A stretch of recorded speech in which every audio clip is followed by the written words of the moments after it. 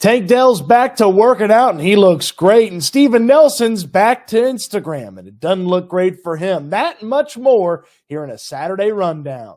Welcome into the channel. I'm Cody Stoots. Let's talk some Texans, and let's talk a little bit about what's going on with the Texans this weekend and this week.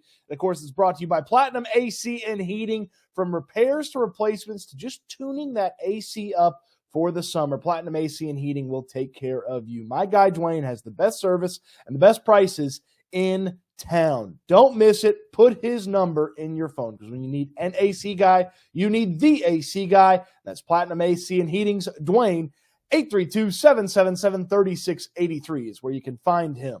Let's get through the rundown for today. Tank Dell, Steven Nelson, and much more on the docket. Let's get started. Tank Dell. Of course, we know what happened a few weeks ago where Tank Dell was in a very scary situation where he was caught between two shooters at a party, and ultimately he suffered a flesh wound. It's simply a flesh wound for you Monty Python fans. A flesh wound when he was shot, and unfortunately, that was not a fun experience for anybody to learn about or deal with, and certainly not Tank Dell and the people close to him. But just a few weeks later, Tank Dell back to doing what Tank Dell does. Looking really spectacular at the wide receiver position on Dell's Instagram earlier on Saturday. Some work in the gym by Tank Dell. Look at that. I mean, that's what, a 4.140? I mean, I'm just doing the hand clock here, the Cody Stoots clock. It's a 4.1. He's looking fast. He's looking good, catching the deep ball. Great job by the quarterback to hit him in stride. Don't know who the QB is. And great job, watch this, by the cameraman.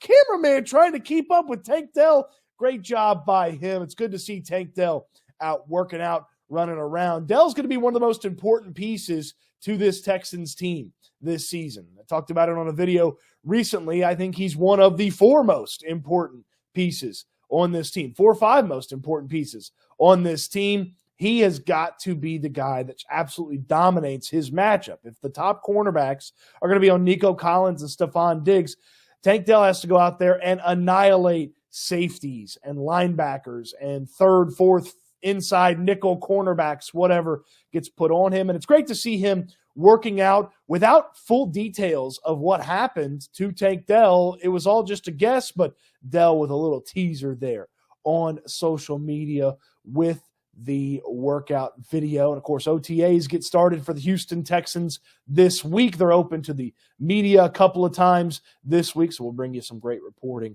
right here on YouTube, and of course over on Houston Football about what happens at OTAs. And I would think, based on this workout video, we'll see Tank Dell running around at OTAs for the Houston Texans. From Tank Dell to one of his former teammates, Steven Nelson, who is a free agent cornerback still, and played pretty well for the Texans last year. Nelson was one of the better players on the team through the first part of the season, and then into the season, middle of the season, injuries kind of caught up to him. There were some moments where maybe it was the safety's fault, maybe it was Steven Nelson's fault with some of the big plays that were allowed, but it was ultimately time to try to reset that cornerback situation. The Texans went with a younger player in Jeff Okudah and a couple of options behind him, including their second-round pick, Kamari Lassiter, and another free agent that they added in C.J. Henderson. So going young from Steven Nelson, who is on the wrong side of 30 for cornerbacks in football, and certainly the injury history has popped up. Speaking of Steven Nelson's history, you remember last year, in the summer, when he called Nick Caserio a clown freak and talked about his vest, and it seemed that Nelson was unhappy with his contract. Well, Nelson on Instagram, again, talking about the Houston Texans, and it's obviously not positive. Nelson posting on his Instagram, "Let's go, Milk Dud Man. It's your time to shine. Damn, all that meathead persona. Time to get your hands dirty for the city." And this was on a tweet that his podcast called for the sports teams in town to help out citizens who suffered through the bad weather this week. And then Steven Nelson went out to call out Milk Dud Man and the meathead persona. Well, I think we have a decent idea who he's talking about. Steven Nelson, it would seem to me, is talking about the appearance of DeMeco Ryans, who is bald, I believe by choice, actually, and saying the meathead persona. It seems like Nelson maybe on his way out the door, his final time with the Texans, didn't get along with or didn't like DeMeco Ryans or doesn't like him now, maybe because Steven Nelson is a free agent. Look, I didn't want the Texans to bring back Steven Nelson in any way, shape, or form. I wanted them to go out there, get some other cornerback options, get younger at the position. This is not helping Steven Nelson, though, with his chances to sign on to another team. Sure, ultimately, if the talent is there and the need is there, they'll overlook an Instagram post against one of the most well-liked coaches in all of football. I mean, time and time again, players on the Texans, players on other teams, coaches on other teams, sending accolades to DeMeco Ryans for how he's handled things, how he's operated as a head coach for the first time. I mean, come on, what are we doing, Steven Nelson? Put down the phone when you want to say something mad. Mom always said, if you ain't got nothing nice to say, don't say anything at all. I don't always follow that, but I'm also not calling people milk dud head. I love milk duds, by the way. I love milk duds. Really good candy. Better in the movie theater when you drop it in the popcorn a little bit. Let's talk about the Rookie Showcase. Are you familiar with this? Do you know what this is?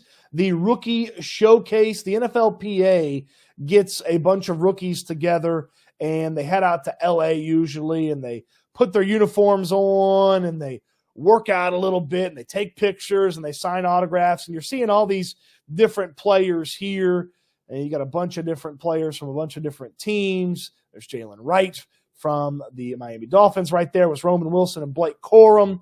Steelers and Rams, former Michigan teammates. Brock Bowers walked by. There's Luke McCaffrey from Rice. What you won't see in any of these videos is any Houston Texans. That's right.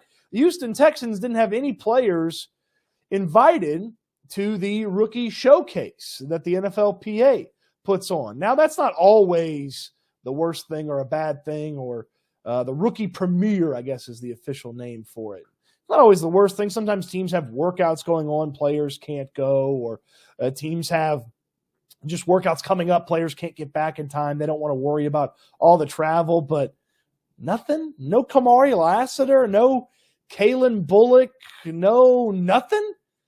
I mean, I understand maybe no Blake Fisher. You don't want to put an offensive lineman out there, but no Kamari Lassiter, no Kalen Bullock, no Cade Stover. Like, that would be a good one to have out there.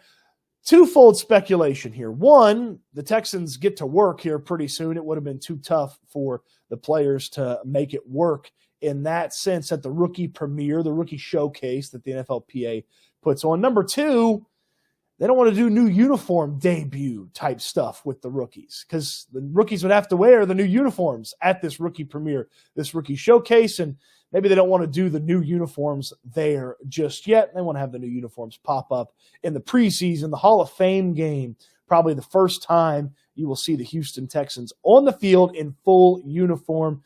That pops up in the latter part of the summer. So rookie snub, kinda, but I guess they understand some of the reasons and some of the rules why that might have not had the Texans there when they invited 40 rookies.